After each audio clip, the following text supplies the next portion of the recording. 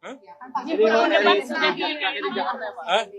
Insya Allah tahun depan udah di IKN. Kita lihat nanti.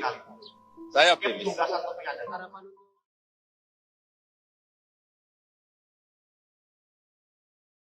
Upacara memperingati Hari Kemerdekaan Indonesia yang ke-78 baru saja selesai kemarin dan berjalan dengan sukses.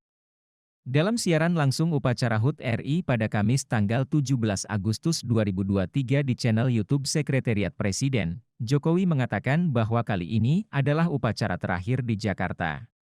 Pasalnya, rencananya tahun 2024 ibu kota resmi pindah ke Kalimantan Timur.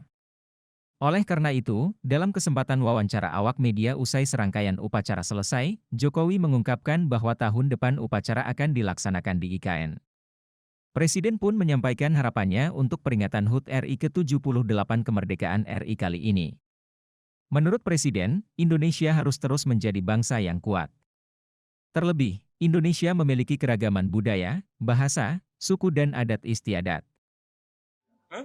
Jadi tahun depan sudah di Jakarta ya Pak? Insya Allah tahun depan udah di IKN. ya? Kita lihat nanti.